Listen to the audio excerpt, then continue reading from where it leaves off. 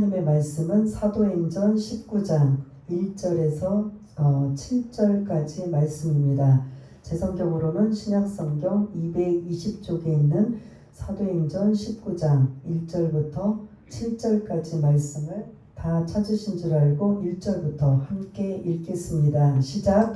아볼로가 고린도에 있을 때에 바울이 윗지방으로 다녀 에베소에 와서 어떤 제자들을 만나 이르되 너희가 믿을 때에 성령을 받았느냐 이르되 아니라 우리는 성령이 계심도 듣지 못하였노라. 바울이 이르되 그러면 너희가 무슨 세례를 받았느냐 대답하되 요한의 세례니라. 바울이 이르되 요한이 회개의 세례를 베풀며 백성에게 말하되 내 뒤에 오시는 이를 믿으라 하였으니 이는 곧 예수라 하거늘 그들이 듣고 주 예수의 이름으로 세례를 받으니 바울이 그들에게 안수하매 성령이 그들에게 임하심으로 방언도 하고 예언도 하니 모두 12사람쯤 되니라. 아멘. 오늘 2절에 있는 말씀, 너희가 믿을 때에 성령을 받았느냐 라는 말씀, 당신은 성령을 받았습니까? 라는 이 제목을 가지고 함께 은혜를 나누려고 합니다. 뒤에 있는 지도를 좀 띄워주시면요. 이제 오늘 19장부터는 바울이 1차 전도, 2차 전도가 끝나고 3차 전도가 시작이 됩니다. 그래서 3차 전도의 시작이 오늘 19장에 있는 내용인 걸 볼 수가 있는데 오늘 그 내용이 여러분들 에베소가 보이시나요? 맨 오른쪽에 빨간 그 하살표에 첫 번째가 안디옥 보이시나요? 안디옥. 여러분들이 보시는 오른쪽에. 예, 안디옥 글씨가 저 뒤에 괜찮아요? 안디옥이 선교를 파송한 교회입니다. 그래서 그 안디옥에서 그 에베소라는 하살표가 첫 번째 하살표가 에베소 보이시나요? 예, 오늘 이제 19장 전체가 에베소에 있는 내용들입니다. 근데 그 에베소에 가기 전에 두 개의 글자가 나오는데 혹시 보이시나요? 약간 붉은색으로 노란색으로 갈라디아, 부르기아. 예, 갈라디아와 부르기아를 거기가 1차 선교의 전도 여행의 집중지였습니다. 이게 1차 선교 지역이었던 이곳을 지금 지나면서 오늘의 목적지 그리고 3차 전도의 목적지가 바로 에베소. 그 다음은 이제 우리가 또 나누면서 이제 또 하살표 방향인데 오늘은 여러분들이 보이시는 첫 번째 하살표 방향인 에베소입니다. 그 에베소에서 여러분들한테 보여드릴 사진이나 말씀을 나눌 이러한 것들이 많이 있는데 다음 주가 이제 본격적이고 오늘은 이제 바울이 에베소에 도착한 이 내용들이기 때문에 그 에베소의 어떠한 그런 여러 가지 설명은 다음 주에 나누기로 하고 오늘 다 알려드리면 다음 주에 또 기억하시면 또 깜빡깜빡 잊어버릴 수가 있으니까 다음 주에 에베소에 여러분들이 이제 또 알려드리고 싶은 건 그때 알려드리고 오늘은 여러분들에게 지명만 좀 아시기를 바라겠습니다. 오늘 이 지도는 3차 전도 지도예요. 그러면 안디옥에서 부르기아와 그런 그 갈라디아를 거쳐서 지금 바울이 목적지를 염두에 두고 있는 그래서 우리가 지난주에도 잠시 2차 전도를 마치고 에베소를 잠깐 들렸습니다. 그리고 복음을 전했는데 많은 사람들이 더 있기를 바랬는데 만일 하나님의 뜻이라면 내가 다시 오겠다. 그 뜻이 이제 본격적으로 3차의 에베소를 집중된 지역으로 복음을 전합니다. 그래서 1차는 부르기아와 그 갈라디아가 1차의 그런 중점 지역이었다면 역시 그 건너가 유럽 지역에서 2차 지역에서는 여러분들 어디가 집중적이었는지 아세요? 기억나시나요? 고린도입니다. 2차 전도의 집중적인 핵심이 고린도였다면 3차는 오늘부터 말씀을 나눌 어디다? 에베소다. 에베소는 고린도보다도 그 다른 지역보다도 가장 인구가 많은 그 당시 25만이면 굉장히 큰 도시입니다. 그래서 사도 바울이 1차 전도 때부터 계속 이쪽을 유럽으로 건너가지 않고 이 아시아에 계속 복음을 전하고 싶었는데 성령이 막으셔서 2차 전도는 이제 유럽으로 건너가게 됐는데 이제 하나님께서 다시 이 3차 전도인 에베소에 이곳에서 3차 전도가 약 4년 동안이었다면 약 3년 동안을 이 에베소에서 머물었어요. 그만큼 중요하다라는 말씀이고요. 나머지 이제 그 지도는 또 계속 말씀을 나누면서 이제 그 지도를 참조하시고 오늘은 에베소가 어느 지역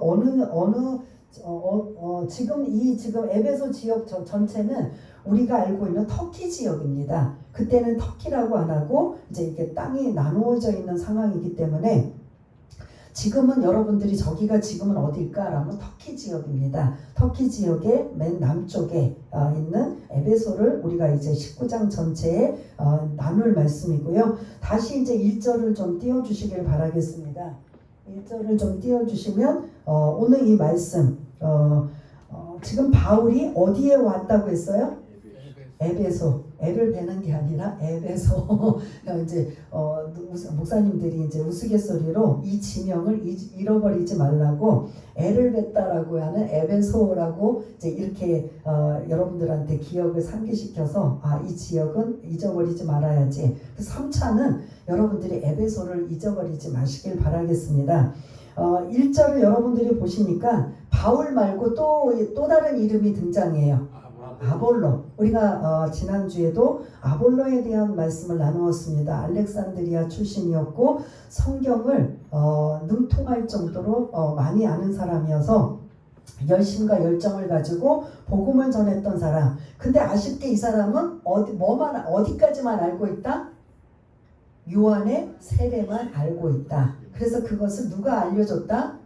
브리스길라와 아볼로 부부가 모르는 부분을 조용히 지혜롭게 알려주었다. 그래서 아볼로가 뭔가 그 뒷부분이 충분히 구약성경에서 성령도 있고 메시아 누구인가를 알려줄 여러 가지가 있는데 아볼로는 요한의 세례까지만 배우고 요한의 그런 제자이다 보니까 정말 정작 예수님의 십자가 사역과 부활과 그리고 오순절 성령 강림은 전혀 모르고 있었던 이 아볼로에게 브리스길라 부부가 알려주었던 이 내용. 그래서 이 아볼로는 그러한 토대로 어디로 갔느냐 1절에 보면 어디로 갔다고 했어요? 고린도로 갔다. 예, 고린도로 가서 2대 담임 목사. 그래서 여러분들 고린도 교회 바울의 기념교회를 보여드리면서 1대가 바울이 담임 목사였으면 2대가 이 아볼로였고, 그래서 이 지금 1절에 여러분들이 아볼로가 고린도에 있을 때 바울이 오기 전에 아볼로는 이러한 브리스길라와 아굴라 부부를 통해서 그런 성령의 이러한 그 예수의 그 사역과 성령의 사역 이 모든 것들을 배우고 익혀서 고린도에 가서 이제 전적으로 목회 사역을 하고 있을 때에 그 에베소에 누가 왔다고요? 바울이 온 거지요. 바울이 윗지방에 아까 그 지도 보여드렸던 윗지방이 두 개의 그 노란색 글씨 나왔죠. 윗지방이 어디 있죠? 갈라디아와 부르기아. 예, 1차 그러니까 비시디아 안디옥 죄송합니다. 시리아 안디옥 파송된 그 교회에서 가장 출발하기가 가까운 곳이 1차 선교 곳에 집중된 곳을 이제 들렸다가 바로 내리막길인 에베소로 지금 이제 바울이 도착했는데 도착해서 보니까 에베소는 여러분들이 한 25만이면 그 상황의 터키, 지금 터키지만 그때 소아시아에서 가장 큰 도시입니다. 큰 도시다 보니까 유대인들이 많이 살았을까요? 안 살았을까요? 뒷부분에 해당이 나오니까 유대인들이 많이 살았어요. 유대인들도 많이 살고 이 요한의 세례를 복음을 전하는 아볼로가 와서 많은 이들에게 메시아가 곧 올 것이니 회개하라 라고 알려주었던 이런 유형의 사람도 있었어요. 그런 상황에 바울이 이제 본격적으로 에베소를 목적지를 두고 이제 왔습니다. 왔는데 1절에 보니까 누구를 만났어요? 어떤 제자들을 만났다. 이 제자는 어떤 제자일까요? 우리는 그냥 제자하면 아 예수님의 제자구나 라고 할 수 있는데 약간 어떤이라는 이 수식어가 붙여 있는 거 보면 약간 알쏭달쏭한 제자들이라는 소리예요. 7절을 보면 그 제자들이 몇 명이라고 나와요? 12명. 그래서 12명의 제자? 그러면 예수님의 제자들인가? 라고 생각할 수 있는데 그런 예수님의 제자는 아닌 또 다른 어떤 제자가 지금 에베소에 있는데 이들이 일단 열심이었다는 거죠. 열심 있는 이 사람과 이들과 바울이 계속 은혜를 나누며 대화를 나누며 하다 보니까 이게 뭐가 이상한 거예요. 이게 뭐가 우리가 알고 있는 신앙, 우리가 이제 저와 여러분들도 신앙생활 하면서 같이 교제를 나누고 신앙 이야기를 하고 뭐 하다 보면 이거 좀 이상하다라고 생각할 수 있는 사람들이 있는데 바로 그 사람들이 12명의 이 어떤 제자들을 볼 수가 있습니다. 그래서 곧바로 2절에 바울이 이들을 향해 질문을 던지는 거예요. 뭐라고 질문 던졌다고요? 너희들이 믿을 때에 성령을 받았느냐? 그랬더니 2절에 보니까 그들이 뭐라고 대답해요? 우리는 성령이 계심도 듣지 못하였노라. 그러면 성령을 모른다는 소리예요. 여러분들은 혹시 성령 아셔요? 모르세요? 그러니까 성령의 깊은 속은 몰라도 그냥 성령이라는 단어 아셔요? 모르셔요? 오늘도 찬양 계속 제가 뭐 불렀죠? 성령이여 우리 찬송 부를 때 전도할 때 기도할 때 계속 성령 은혜가 충만한 하나님 그것도 성령의 노래고 그 다음에 그 임하소서 이것도 성령의 지금 예배 전에 계속 뭐에 대한 그 주제에 불렀죠? 성령에 관한. 저도 여러분들한테 항상 뭐를 강조하지요? 성령을 강조합니다. 그런데 이 제자들은 성령이 계심도 듣지 못하였노라. 다른 말로 나는 성령을 모른다. 이 소리예요. 그럼 여러분들한테도 똑같은 말이에요. 우리 교회 안에서도 여러분들 성령 믿을 때 성령 받았습니까? 라고 오늘 제목처럼 여러분들한테 질문할 때 성령이요? 목사님이 성령을 강조하기는 하는데 잘 모르겠는데요? 그 성령 이러면 여러분들 안 된다는 소리예요. 왜냐하면 이 성령이 여러분들한테는 엄청난 유익이에요. 교회를 위해서 목사님을 위해서 유익이 아니라 여러분들 자신들을 위해서 유익이 되기 때문에 성령님은 반드시 알아야 된다라는 거죠. 그런데 지금 바울이 이들이 12명이 제자들이 열심과 열정을 가지고 뭔가 신앙생활은 열심히 하고 있는데 뭔가 이상해. 그 뭔가 이상한 거는 내용이 없지만 아무튼 바울이 너희가 믿을 때에 성령을 받았느냐 라고 이들의 신앙을 점검하고 있는 거예요. 마치 저와 여러분들에게 누군가가 여러분들 믿을 때 성령 받았습니까? 라고 한다면 여러분 뭐라고 하셔야 돼요? 아멘 하셔야 돼요? 아니면 노멘 하셔야 돼요? 아니면 여기처럼 난 성령도 들어본 적도 없고 나는 모르는데요? 라고 하면 이건 지금 이제 캄캄하고 답답합니다. 성령은 일단 많이 들으셨죠? 교회 안에서 특히 우리 오순절 교단에서는 성령 없이는 사역할 수가 없어요. 저도 이 사역 부족하고 연약하지만 그럼에도 불구하고 할 수 있었던 건 성령의 은혜와 역사 때문에 제가 이 사역을 하는 거고 여러분들도 그 성령의 사역 그리고 이 교회가 탄생한 게 성령님 때문에 탄생이 된 거예요. 왜냐? 오순절 성령 강림 사건 예수님이 승천하시기 전에 당부하셨잖아요. 너희들 제발 이번에는 좀 말 좀 들어라. 예루살렘을 떠나지 말고 여기에 머물러 있어라. 그랬더니 예수님이 승천하는 과정을 제자들이 본 이후에 그들은 이제 떠나지 않고 마가의 다락방에 120명이 모여 성령을 선물로 받기까지 뭐하고 있었어요? 기도하고 있었잖아요. 낮이고 밤이고 기도하고 있었잖아요. 그래서 기도하다가 하늘로부터 뭐가 내려와? 성령이 내려와. 그들이 성령을 받고 막 그냥 방언도 하고 예언도 하고 막 엄청난 폭발적인 역사가 나타나는 그 태동이 시작이 무슨 역사로 나타났다? 성령의 역사로 교회가 탄생이 됐다. 그러면 교회가 성령의 역사로 탄생이 됐다면 교회에 성령이 없으면 돼요, 안 돼요? 예? 안 되는 거죠. 근데 교회 안에서도 이런 부분에 모르는 분들, 그리고 전혀 깨닫지도 못하고 중요성을 느끼지 못하는 이런 상황이 있는 게, 우리가 다시 한번 오늘 이 말씀을 통해서 우리가 우리 자신의 신앙을 점검해 봐야 될 줄 믿습니다. 아무튼 이 말씀은 조금 이따 좀 드리고요. 이렇게 우리는 성령이 계심도 듣지 못하였노라. 하하, 바울이 지금 난감한 애예요. 이렇게 열심과 열정을 가지고 말씀 가지고 전하고 알리는 이 사람들이 성령을 모른다? 그러면 어디서부터 잘못된 거지? 라고 하니까 다시 질문을 3절을 띄워주시면 3절에 다시 질문을 합니다. 너희가 그 다음 뭐라고 하죠? 무슨 세례를 받았느냐? 신앙생활 지금 하고 있는데 그럼 너희들 세례 받았느냐? 그러면 무슨 세례를 받았느냐? 라고 했더니 그들이 또 대답해요. 무슨 세례를 받았다고요? 요한의 세례. 누구 세례를 받아야 돼요? 성령 세례. 예수님의 세례를 받아야 돼요. 그럴 때 성령이 임하는데 지금 이들은 여기까지 딱 보고 나니까 바울이 이 12명의 어떤 제자들은 누구의 제자였다? 요한의 제자였다. 그러면 이 12명의 어떤 제자들이 열심과 열정을 가지고 요한의 세례만 알고 있었다면 요 전에 바울이 오기 전에 누구의 영향을 받았다? 아볼로의 영향을 받은 거죠. 아볼로가 지금 에베소에 와서 열심과 열정을 가지고 막 회당에 들어가고 많은 사람들에게 복음을 전하고 알리는데 요한의 세례까지만 알려줬는데 그 알려준 걸 그대로 배운 사람이 이 12명의 어떤 제자들이라는 거죠. 그러다 보니까 이 바울이 이제는 알았어요. 이 열심과 열정을 가졌지만 진짜 중요한 뭐는 빠졌다? 성령이 빠져 있다는 거죠.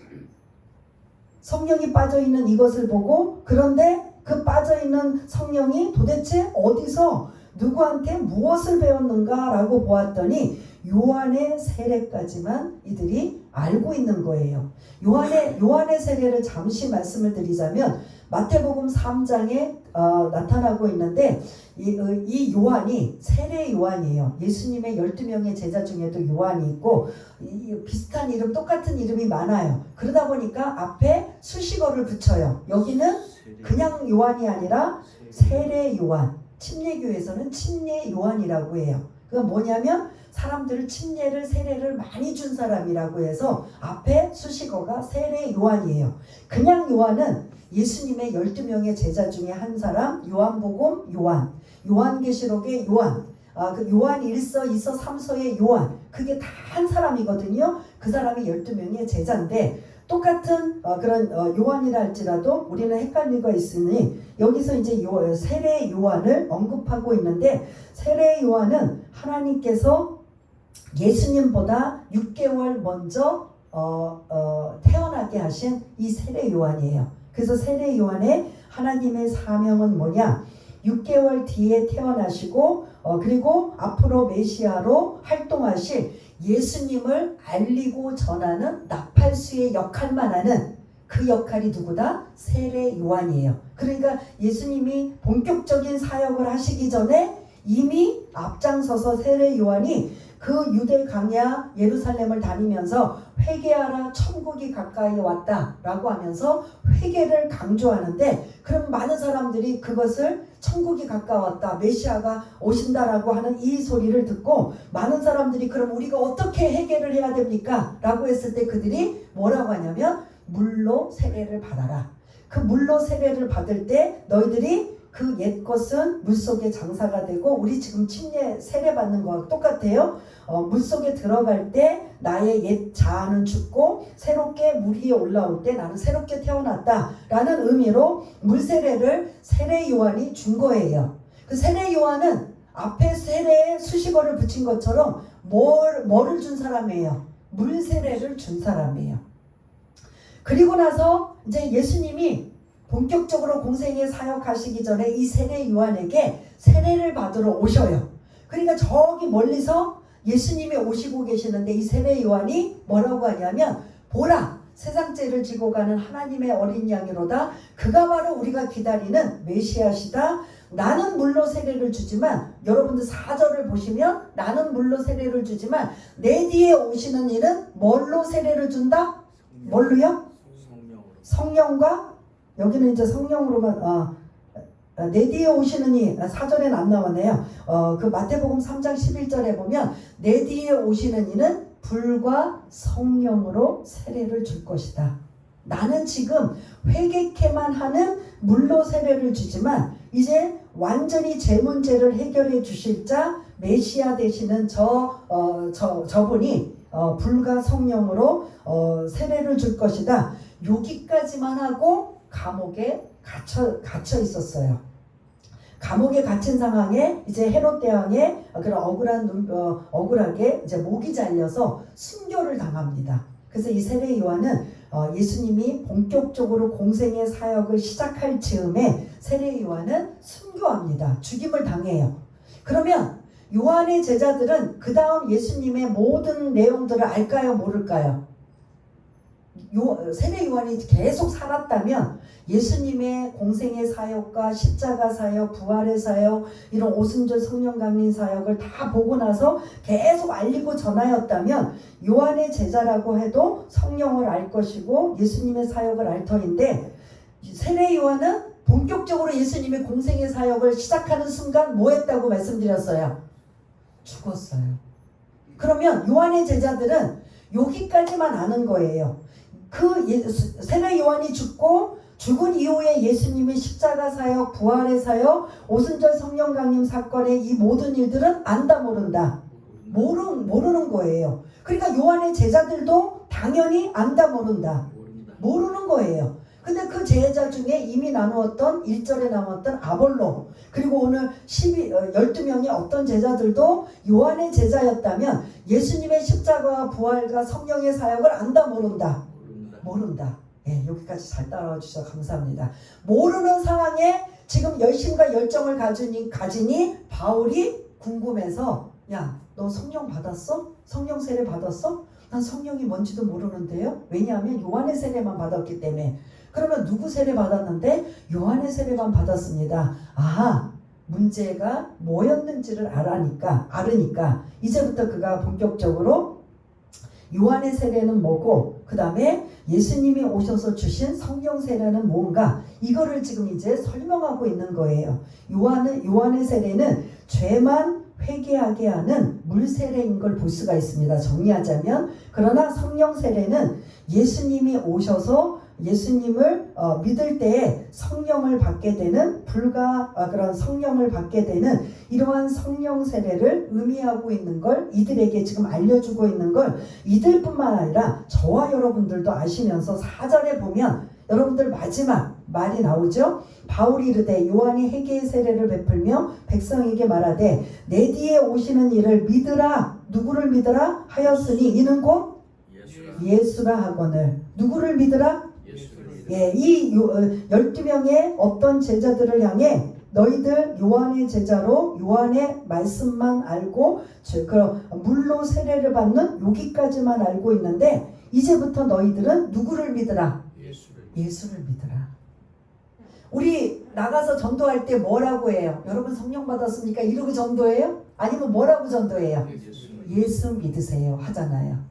예수 믿으세요? 그럼 나 그 예수를 믿겠습니다 라고 내가 내 스스로 고백한다면 고백하는 순간에 성령도 내 안에 뭐 하신다? 임하신다, 계신다. 그러면 다시 여러분들한테 질문하면 여러분 예수님 믿으세요? 여기 계신 분들 좀 대답 좀 해주세요. 예수님 믿으세요? 아멘. 그러면 그 안에 예수님을 믿는다고 고백하는 사람 안에 자동적으로 누가 계신 거예요? 성령님이 계셔요. 성령님은 따로 뭐 이렇게 받는 방법이 있는 게 아니라 내가 예수님을 믿을 때, 그래서 지금 2절에도 너희가 믿을 때에 성령을 받았느냐, 믿을 때에 전제가 나오잖아요. 뭐를 믿을 때? 구체적으로 예수를 믿을 때에 성령을 받았느냐. 그랬더니 이들은 성령이 계심도 모른다고 할 때 그 앞에 우리는 예수를 믿지도 못 예수라는 사람을 믿지도 못했고 듣지도 못했고 성령도 듣지 못하였다. 똑같은 소리예요. 그러면 성령 받으려면 따로 방법이 있어요, 없어요? 예? 성령 받는 방법 있어요, 없어요? 있기는 있어요. 뭐 할 때?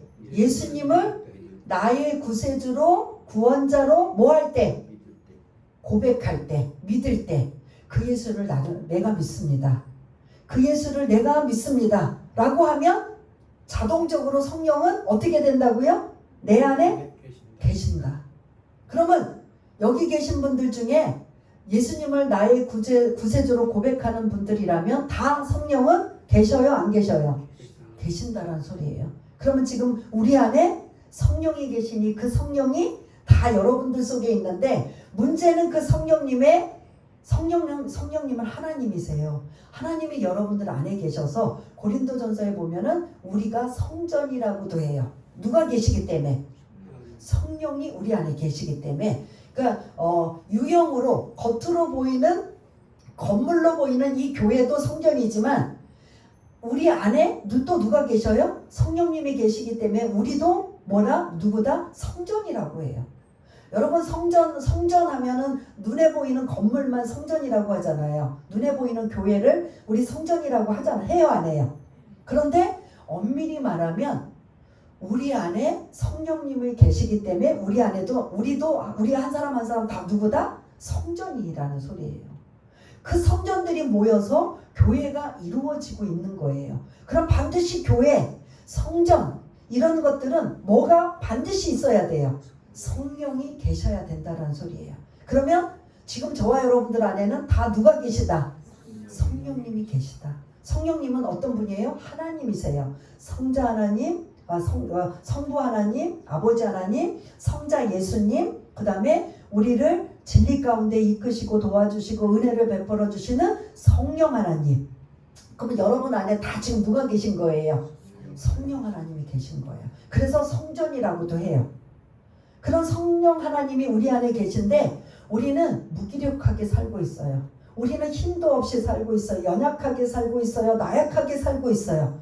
그러면 우리 안에 계신 성령님은 우리가 무기력하게 나약하게 힘도 없이 연약하게 살고 있으면 그 성령님의 영향력이 나타날까요? 안 나타날까요? 예?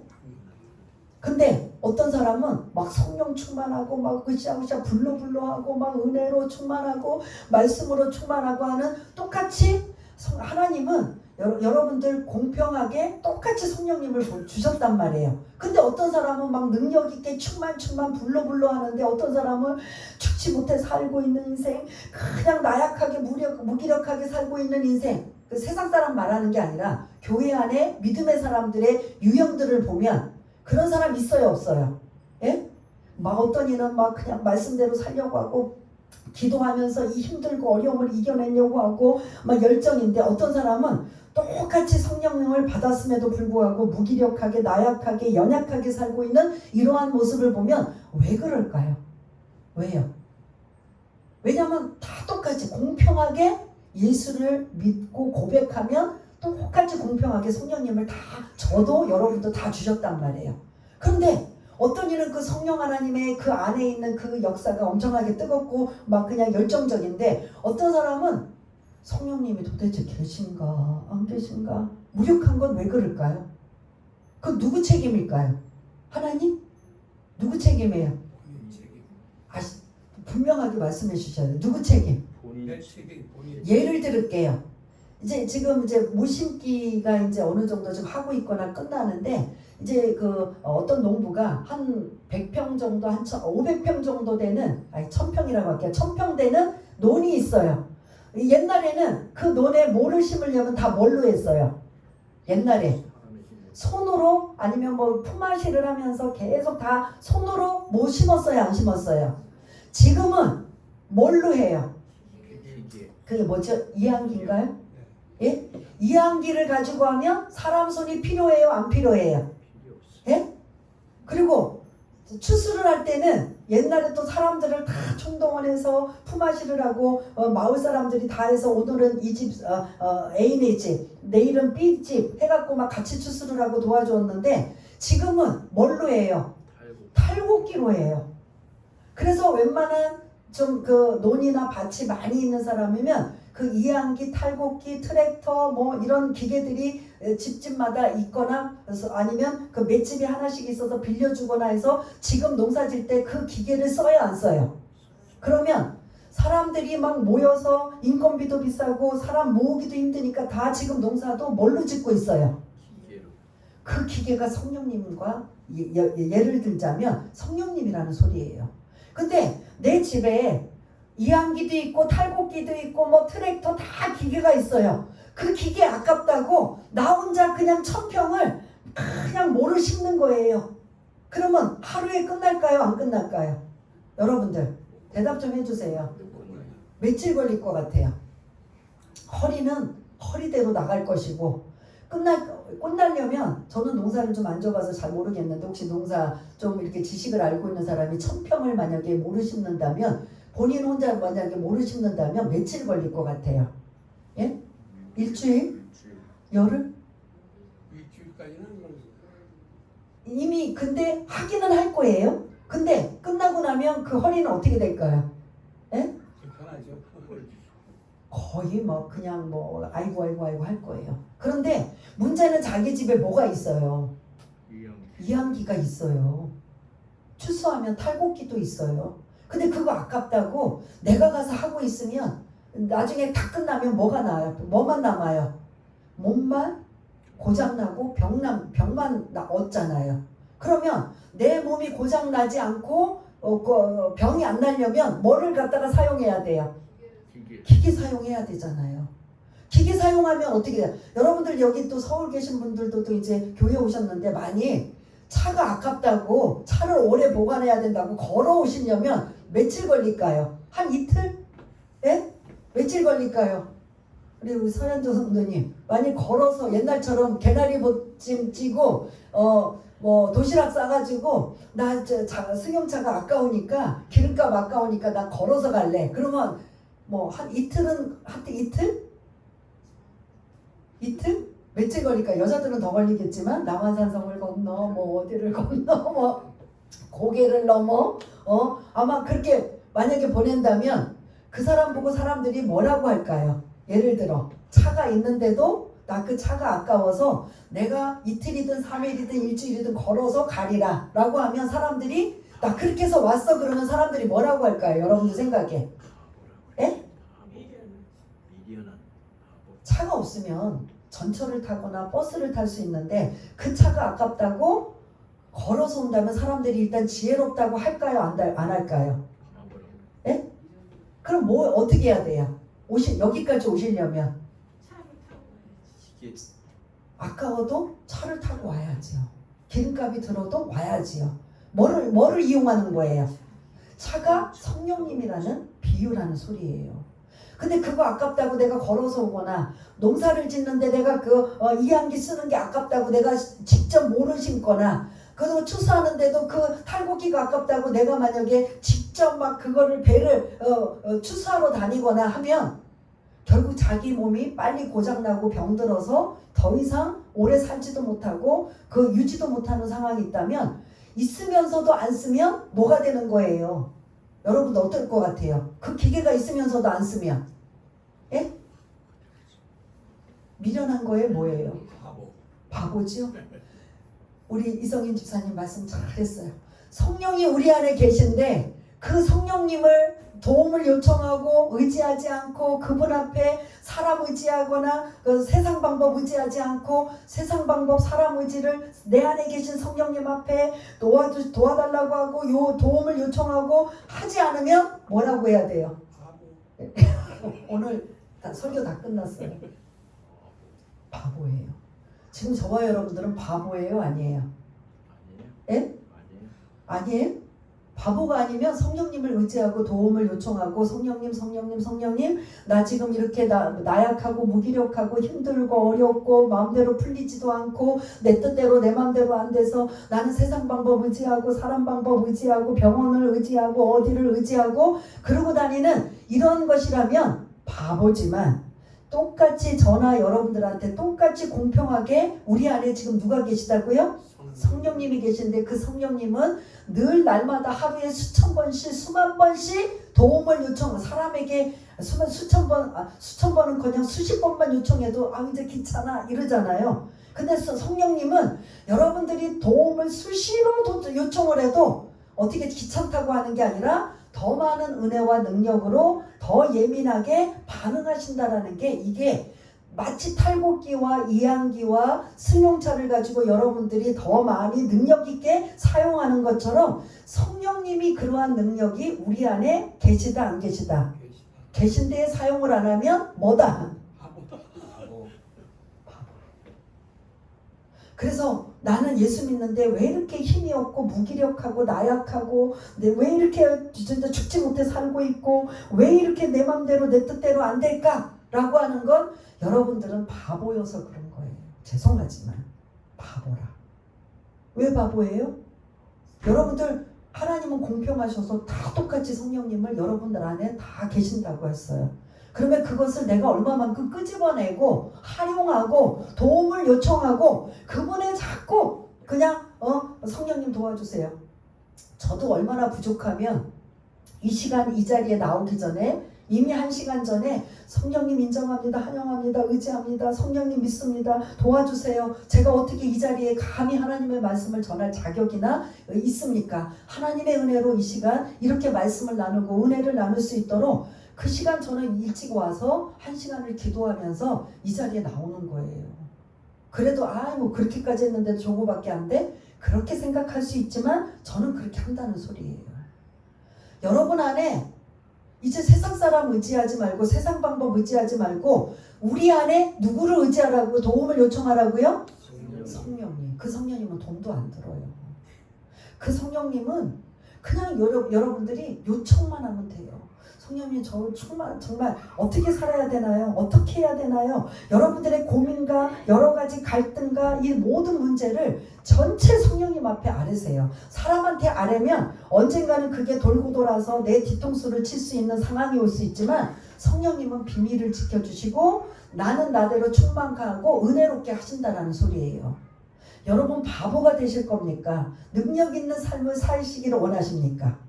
어떠세요? 예? 그래서 성령 충만을 받으라는 소리예요. 그 성령, 우리 안에 있는 성령은 기본적으로 다 있다 없다? 있어요. 근데 어느 누구에게는 그 성령이 막 충만함으로 막 역사가 나타나고 어떤 분은 바보와 같이 그냥 잠자는 성령님으로 만드는 건 다 누구 탓이에요? 네. 여기까지면 오늘 설교 다 끝난 거예요. 내 탓이에요. 그러면 내 안에 계신 성령님을 자꾸 도움을 요청하는 거예요. 성령님 저 정말 힘들어요.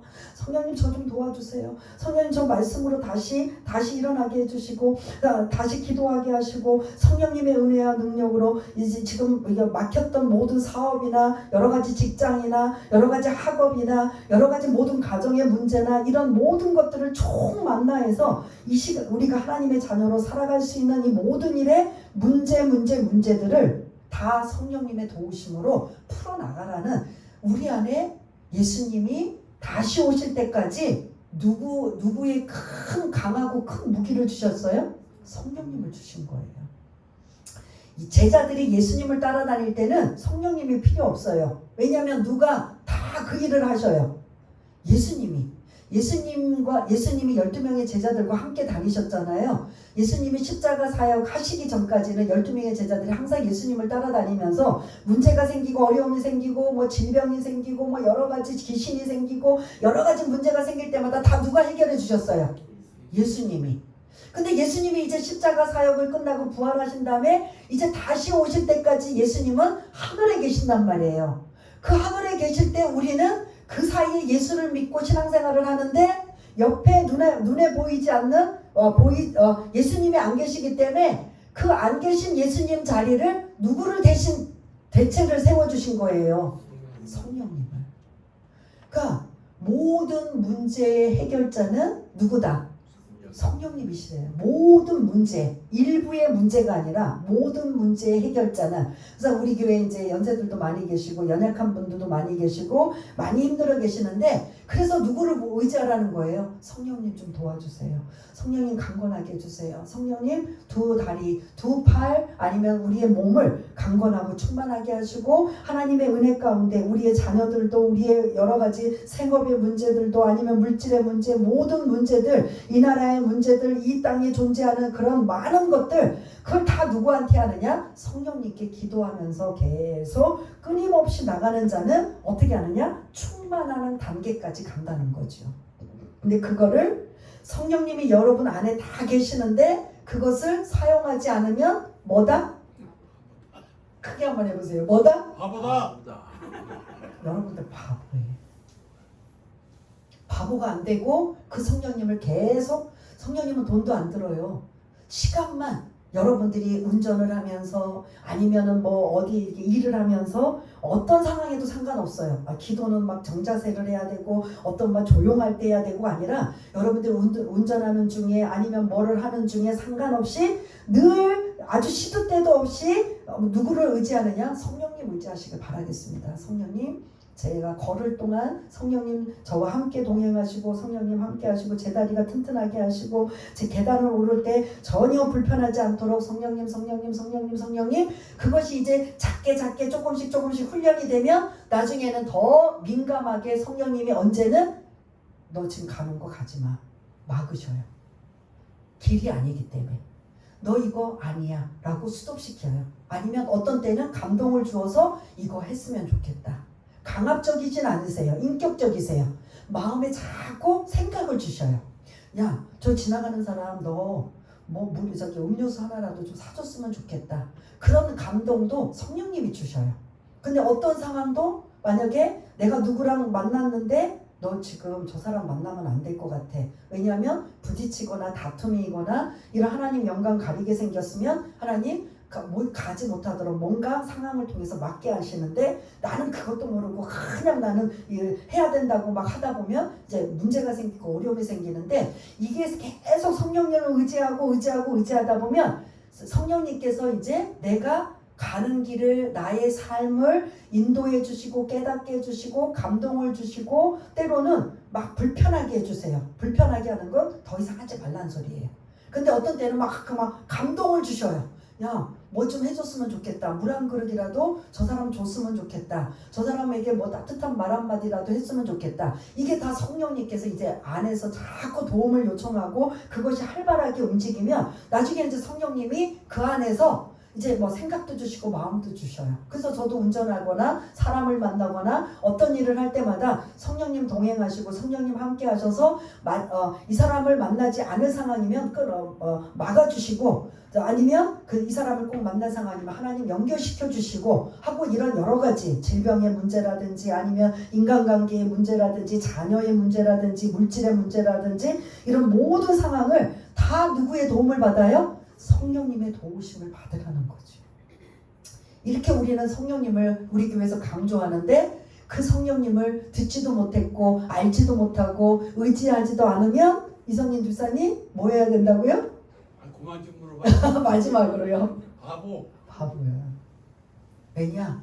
그 성령님의 그 위대한 능력이 엄청나다는 소리예요. 그만큼 강조하고 싶어서 저도 좀 불편하지만 계속 우리 안에 다 성령님 계시는데 목사라고 더 능력 있는 성령님 주시고 여러분들한테는 약한 성령님 주신 게 아니라 다 똑같이 동일하게 주셨다. 그런데 그것을 우리가 얼마만큼 성령님을 의지하고 도움을 요청하고 인정하고 환영하고 믿느냐에 따라 어떤 이는 무기력하고 나약하지만 어떤 사람은 충만하고 은혜가 넘친다. 이게 우리의 숙제라는 소리예요.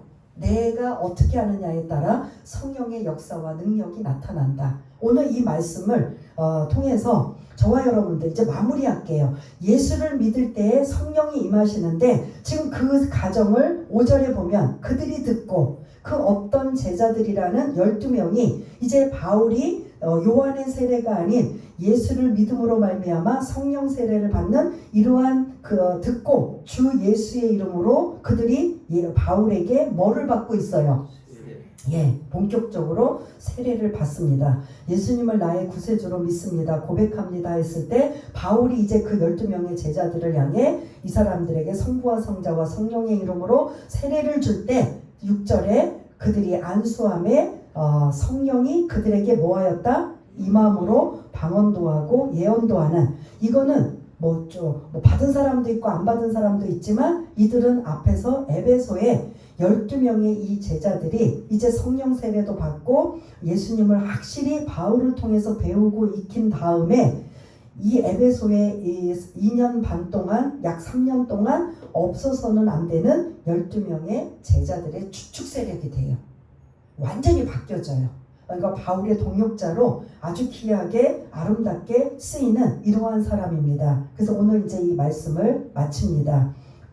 너희가 믿을 때에 성령을 받았느냐, 이 말씀이 저와 여러분들한테 질문으로 와닿아져서, 질문 있잖아요. 예스와 노 있잖아요. 예스 하면 나는 성령이 계시는 거고, 노 아직도 나는 예수님을 좀 믿었는지 안 믿었는지 잘 모르겠습니다 라고 한다면 여기부터 다시 점검이 들어가야 돼요. 예수님을 나의 구세주로 믿습니다. 여러분들, 우리가 이 찬양을 이제 반주에 나올 때 여러분 자신한테 지금까지 말씀 나눈 것들, 가장 먼저 첫 번째, 나는 예수를 진짜 믿는가, 이것부터 여러분들이 고민되어져야 돼요. 예수를 믿어야만 그 안에 믿는 고백의 동시에 성령님이 우리 안에 계시기 때문에, 그래야 다음 단계 성령의 역사가 나타납니다.